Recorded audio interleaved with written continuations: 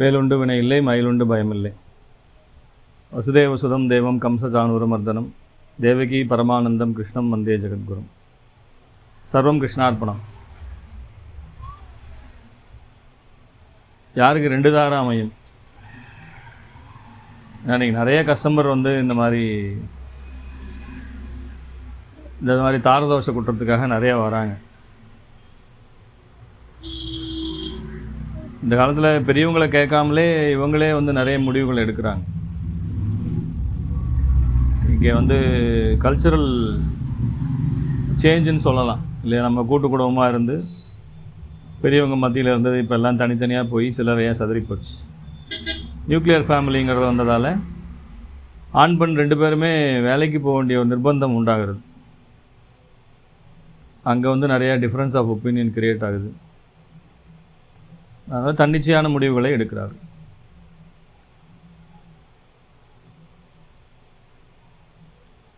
அது காரணங்கள் பல விதமாக இருக்கலாம். ஆனால் ஜாதக ரீதியாக அதில் குறைபாடுகள் என்ன இருந்தால் இந்த மாதிரி ரெண்டு தார யோகத்தை நோக்கி போகும் அப்படிங்கிறத பார்க்கலாம். பொதுவாகவே என்ன சொல்லுவாங்க, 7ஆம் அதிபதி 9ல் 11ல் தொடர்பில் இருக்கும்போது ரெண்டு தார யோகம் உண்டாகுங்கிற மாதிரி சொல்லுவாங்க. நம்ம அதுலேருந்து ஒரு சில விதிமுறைகளை மாற்றி ஒரு சில விஷயங்களை இந்த கோர்ட்டு கேஸுன்னு போகக்கூடிய விஷயங்கள் எல்லாமே பார்த்திங்கன்னா 2ஆம் பாவம் குடும்பஸ்தானம் என்று சொல்லப்பட்டிருக்கிறது. இந்த குடும்பஸ்தானத்துக்கு கேதுவனுடைய தொடர்பு இல்லை, இந்த குடும்பஸ்தானத்திலே ஒரு வக்கர கிரகத்தினுடைய தொடர்பு வரும்போது குடும்பத்திலே கலகம் பிரச்சனை உண்டாகும். எப்படி? இப்போ மேஷ லக்னம்னு வச்சுக்கோங்க, 2ல் கேது இருக்கார்.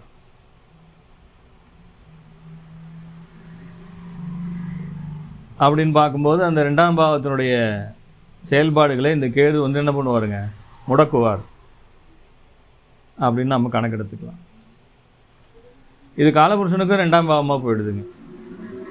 இப்போ நாம் ஒரு பலனை தீவிரமாக அதாவது ஒரு உறுதிப்படுத்த வேண்டும் என்றால் வெறும் லக்னத்துக்கு மட்டுமே பார்த்து அதை உறுதிப்படுத்த முடியாதுங்க. ஏன்னா லக்னம் விதி கெட்டால் மதி வைப்பார்னு சொல்கிறாங்க, மதி கெட்டால் கதி வைப்பார்ன்றாங்க. அப்போ நம்ம இந்த விதிமதி கதி 3ஐயுமே பார்க்க வேண்டியதாக இருக்குங்க. இப்போ அதில் ஒன்று தான் காலபுருஷ லக்னம், ஜென்ம லக்னம் மற்றும் சந்திரன். இப்படி இந்த காலபுருஷ லக்னமாகிய மேஷத்துக்கு 2ஆம் பாவம், 2ஆம் பாவாதிபதி, இவர்கள் ரெண்டு பேருமே என்ன ஆகிடக்கூடாதுங்க, கேதுவனுடைய தொடர்பில் வரக்கூடாது. உங்களுக்கு ஒரு உதாரணத்துக்கு நீங்கள் சிம்ம லக்னத்தில் பிறந்திருக்கீங்கன்னு வச்சுக்குவோம். மேஷத்துக்கு 2ல் கேது இருக்கார், மேஷத்துக்கு 2ல் ஜாதக ரீதியாக கேது இருக்கார். அப்போ சிம்ம லக்னத்துக்கு 2 யாருங்க? புதன். இந்த புதன் கேது தொடர்பில் வரக்கூடாது. ஸோ இப்படி தான், இதுதான் 2வது ஸ்டெப்புங்க. அதாவது அந்த 2ஆம் பாவத்திலே இருக்கக்கூடிய கேதுவனுடைய தொடர்பை உறுதிப்படுத்தும் விதமாக காலபுருஷ 2, லக்ன 2, ராசிக்கு 2 அப்படிங்கிறத நாம் கணக்கில் கொண்டு ஸோ இது அங்கே உறுதிப்படுத்தப்படுகிறது என்கிற ஒரு விஷயத்தை நாம் தெளிவாக தெரிஞ்சுக்கலாம். ஸோ இது ஒரு ரூல், இது ஒரு ரூல். இந்த ஒரு ரூலை மட்டுமே வச்சு நாம் கண்டிப்பாக விவாகரத்து தான் ஆகும்னு சொல்ல முடியாது. இதுக்கு சப்போர்ட்டிங் ரூல்ஸ் நிறையா தேவைப்படுதுங்க. அடுத்தது 7ஆம் அதிபதினு ஒருத்தர் இருக்காரா இல்லையா? 7ஆம் அதிபதி இப்போ குடும்பஸ்தானத்தை பார்த்தோம். குடும்பத்தில் கோர்ட்டு கேஸு விவாகரத்து இந்த மாதிரி பிரச்சனைகள் 2ஆம் பாவத்தில் கேது இருப்பதும், 3ஆம் பாவம் என்று சொல்லப்பட்ட 3ஆம் பாவம் அப்படிங்கும்போது அது என்ன ஆகுதுன்னா அந்த 20-30 வயதுகளே அது குறிக்கக்கூடியதாக இருக்குது. அந்த ஜாதக கட்டத்தை முழுசாக 120 வருஷமாக போட்டுக்கிட்டோம்னா 10 வருஷமாக ஒரு ராசிக்கு பிரிச்சுக்கலாம். அதாவது 20லேருந்து 30 வயசு அப்படிங்கிறது அந்த 3ஆம் பாவத்தினுடைய அந்த வயதோட்டத்தை குறிக்கிறது. அந்த வயதோட்டத்தில் அப்போ கேது அங்கே வரும்போது என்ன ஆகும், அந்த 20 வயசுலேருந்து 30 வயசு வரைக்கும் நீங்கள் கோர்ட்டுக்கு அலைய வேண்டிய சூழ்நிலையை ஏதோ ஒரு வகையில் உங்களுக்கு ஏற்படுத்தி கொடுக்கும். இப்போ 90% இந்த வயசில் என்ன வந்துட போகுதுங்க, இவங்க பெருசாக போய் பிஸ்னஸ் பண்ணியோ இல்லை வேறு ஏதாவது இதுலேயோ போய் மாட்டுறது அப்படிங்கிறது ரொம்ப அரிதுங்க. ஒரு பிலோ 5% அப்படி தான் இருக்கும். 95% என்ன இருக்குதுன்னு பார்த்தீங்கன்னா குடும்ப கோர்ட்டுக்கு போகிறாங்க. இந்த குடும்ப கோர்ட்டு அப்படிங்கும்போது விவாகரத்தை நோக்கி போகக்கூடியதாக இருக்கிறது. அப்போ இந்த கேதுவினால் ஏற்படக்கூடிய பாதிப்புகள் 2ஆம் பாவ கேதுவும் 3ஆம் பாவ கேதுவும் சற்று நீங்கள் என்ன பண்ணிக்கணுங்க, ஜாக்கிரதையாக ஆய்வு செய்ய வேண்டும். லக்னத்துக்கு மட்டும் பார்க்கக்கூடாதுங்க, காலபுருஷனுக்கும் பார்க்கணும், சந்திரன் ராசிக்கும் பார்க்கணும். இப்படி எல்லா பக்கமும் அது உறுதிப்படும் போது தான் அந்த விஷயங்கள் என்ன ஆகுதுங்க, கன்ஃபார்மாக இது நடக்கும் அப்படிங்கிறத நாம் சொல்லிடலாம். அடுத்தது நான் முன்னே சொன்ன மாதிரி 7ஆம் அதிபதியினுடைய ஒரு நிலைப்பாடு எப்படி இருக்குங்கிறத கண்டிப்பாக பார்க்கணும். இப்போ 7ஆம் அதிபதி அப்படிங்கும்போது அவர் ஏதோ ஒரு உதாரணத்துக்கு ஏதோ ஒரு லக்னம் நீங்கள் வச்சுக்கோங்க. இப்போ கடக லக்னம் இல்லை சிம்ம லக்னம்னு வச்சுக்கோங்க. சிம்ம லக்னம் சிம்ம லக்னத்துக்கு 7 கூடையவர் சனி. அந்த 7 கூடையவர் எங்கே இருக்கார் அப்படிங்கிறத பார்க்கணும். அதில் தான் நிறைய பேர் என்ன பண்ணிடுறாங்க, 7 கூடையவர் 9ல், 7 கூடையவர் 11ல் தொடர்பு வரும்போது 2 தாரம்னு சொல்லிடுறாங்க. அது எல்லா ஜாதத்துலையும் பொருந்தி போகிறது இல்லை. அதுவும் ஒரு காரணம், அவ்வளோதான். இந்த 7 கூடையவர் பாவகிரகத்தினுடைய சாரம் வாங்குவதோ பாவகிரகத்தை நோக்கி போவதோ பெரிய குற்றம். புரியுதுங்களா என்ன சொல்கிறேன்ட்டு? அதாவது உதாரணத்துக்கு ஒரு 87 பிறந்த ஒரு ஜாதகம்னு வச்சுக்கோங்க, 87, 88, 89ல். அதில் பார்த்திங்கன்னா சிம்ம லக்னத்துக்கு 7 கூடிய சனி 5ல் இருக்கார், அதாவது தனுசில் இருக்கார், பூரட நட்சத்திர சாரம். அதுக்கப்புறம் போய் தொடக்கூடிய கிரகம் ராகு, அதுக்கப்புறம் சந்திரன். இப்படி அந்த ஒரு பாவாதிபதி தன்னுடைய பயணத்திலே எந்த கிரகங்களை தொட்டு போகிறார் அப்படிங்கிறது மிக முக்கியமான கேள்விங்க. ஜெய்மனியில் அது நிறைய சிறப்பான ஆய்வுகள் நிறைய செய்வாங்க. நமக்கு எந்த மெத்தடுங்கிறது முக்கியம் கிடையாதுங்க, அது அதனுடைய எஃபெக்டிவ்னஸ் எப்படி இருக்குது, எந்த அளவுக்கு அது நமக்கு அந்த ஜாதக ஆய்வுகளிலே கை கொடுக்கறது என்பது தான் முக்கியமான விஷயம். ஸோ இப்படி பார்க்கும்போது இந்த ஒரு ரூல் மிக அற்புதமாக, அதாவது ஒரு பாவாதிபதி தன்னுடைய பயணத்திலே பாவகிரகங்களே அடுத்தடுத்து தொட்டு போகும்போது அந்த பாவத்தினுடைய பலன்கள் நசுக்கப்படுகிறது அல்லது கட்டாகும். இப்போ நான் சொன்ன உதாரணத்துக்கு சிம்ம லக்னத்துக்கு 7 கூடிய சனி 5ல் இருக்கார் அப்படின்னா நல்ல சாரம் வாங்கியிருக்காருன்னு சொல்லலாம், சுபகிரகத்துடைய சாரம் வாங்கியிருக்காரு. ஆனால் திருமண வாழ்க்கை பாதிக்கப்படுது. ஏன் பாதிக்கப்படுது? 7 கூடியவர் 5ல் தானே இருக்கார். எல்லோரும் என்ன சொல்லுவாங்க, 7 கூடியவர் 5ன்னா காதல் திருமணம்னு சொல்லிடுவாங்க. அந்த பையனுக்கு காதல் திருமணம்லாம் நடக்கலைங்க, வீட்டில் பார்த்து வச்ச பொண்ணு தான் கல்யாணம் பண்ணி வச்சாங்க. ஆனாலும் விவாகரத்தை நோக்கி போகுது. இப்போ பொருத்தம் போடுறது அது வேறு விஷயம், பொருத்தங்கிறது நம்ம இந்த டாப்பிக்கில் கொண்டு வரல. ஆனால் இவருடைய கொடுப்பினையை மீறி அது ஒன்றும் வேலை செஞ்சிடாது இல்லை. இவருடைய கொடுப்பினை சரியில்லைன்னா பொருத்தமில்லாத ஒரு ஜாதகம் தான் அங்கே இணையும். இவருடைய கொடுப்பினை நல்லா இருக்கும்போது நீங்கள் எவ்வளோ தான் இதுவே ஒன்று பொருத்தமே பார்க்காம நீங்கள் பொருத்தம் போட்டாலும் என்ன ஆகுங்க, அது மாதிரி தான் லவ் மேரேஜெலாம் நிறையா நடந்து சக்ஸஸ் ஆகுதுங்க. லவ் மேரேஜில் எந்த பொருத்தம் பார்க்குறாங்க, ஆனால் நல்லா வாழ்கிறவங்களும் இருக்காங்க, நடுவில் பிச்சுக்கிட்டு போகிறவங்களும் இருக்காங்க. நல்லா வாழ்கிறவங்க ஜாதகத்தில் கொடுப்பினை சிறப்பாக இருக்கும். அந்த 7ஆம் அதிபதி சுபகிரகங்களை தொடுவதும் சுபகிரகங்களுடைய சாரத்திலே இருப்பதும் அதெல்லாம் ரொம்ப முக்கியமாக பார்க்க வேண்டியதாக இருக்கிறது. ஸோ அந்த மாதிரி 7ஆம் பாவாதிபதி எங்கே இருக்கார், 7ஆம் பாவாதிபதி யார் கூட இருக்கார், யாரை தொடுறாருங்கிறது தான் முக்கியமான கேள்வி.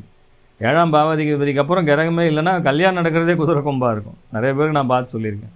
அதே போல் சுக்கிரன் கார கிரகமாக இல்லையா, காலபுருஷம் 7, அவர் ஒரு ஜாதத்தில் அப்படி தான் பார்க்குறேன். சுக்கிரனுக்கு அப்புறம் கிரகமே இல்லை, 7, 5, 6 கட்டம் காலியாக இருக்குது. ஒரு கல்யாணம் ஆகிறதே கஷ்டமே அப்படின்னா ஆமாங்கிறாங்க.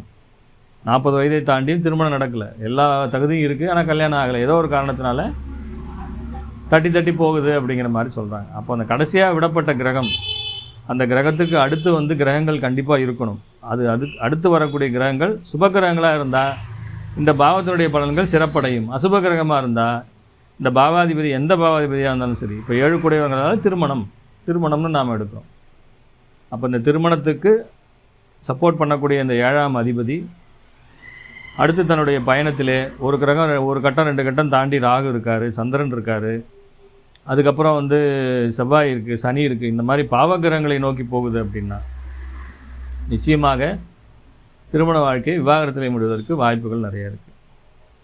ஸோ இந்த மாதிரி சின்ன சின்ன ரூல்ஸ் நிறையா இருக்குங்க, மிகச்சிறப்பாக வேலை செய்யக்கூடியதாக இருக்கும். நவாம்ச கட்டத்தை எடுத்து பார்த்தீங்கன்னா, நவாம்ச கட்டம் புதனுடைய வீட்டில் விழும்போது புதன்னால இரட்டைத்தன்மை 2 வந்துருங்க. அதில் கொஞ்சம் ஜாக்கிரதையாக இருக்கணும். புதனுடைய வீடுகளில் நவாம்ச லக்னம் விழும்போது 2 திருமணத்தை நோக்கி இழுத்து செல்வதாக அமைகிறது. நிறைய விஷயங்கள்ல அந்த மாதிரி இருக்குங்க. அது ஒன்றுங்க. இன்னொன்று காரக பாவனாசி என்று சொல்லப்பட்டது. இவங்க என்ன சொல்கிறாங்க, இந்த காரக கிரகம் அந்த இப்போ குரு 5ல் இருந்தால் குழந்தை பிறக்காது. ஸோ இப்படி அப்போ 7ல் சுக்கிரன் தான் கல்யாணம் ஆகாதான்னு கேட்கலாம் இல்லையா. அது 7ல் கிடையாது. அது ஆக்சுவலாக நவாம்ச லக்னம், நவாம்சங்கிற அந்த கட்டம் D9ங்கிற சார்ட்டு மன வாழ்க்கையை சொல்லக்கூடியதாக இருக்கிறது. ஏன்னா பாக்கியம் என்று சொல்லப்படுறது மன வாழ்க்கை. அதாவது திருமணம் எங்கே? சொர்க்கத்தில் நிச்சயிக்கப்படுகிறது. அப்போ அந்த பாக்கியம் இருக்கணுமா இல்லையா? அதனால தான் அதை வந்து D9 கொண்டு போய் வச்சுருக்கான்.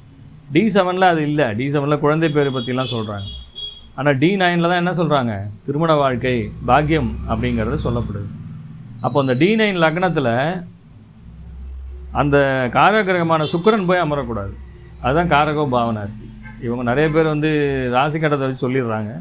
பட் அதை விட இதை பாருங்க சூப்பராக வேலை செய்யும். அதே போல் கேது இருக்கக்கூடாது. கேதுங்கிறது இல்வாழ்க்கையை துண்டிக்கக்கூடிய அந்த இந்த மாதிரி சட்ட சிக்கல்களை உண்டாக்கக்கூடிய கிரகமாக இருக்குது. அப்போ D9 சார்ட்டில் ஒரு புதனுடைய வீட்டில் லக்னம் விழுந்துருதுன்னு வச்சுங்க, அதில் போய் கேதுவோ சுக்கிரனோ இருந்துட்டா கண்டிப்பாக அவருக்கு என்ன ஆகுங்க? 2 தாரத்தை நோக்கி இழுத்து செல்லக்கூடியதாக இருக்கிறது.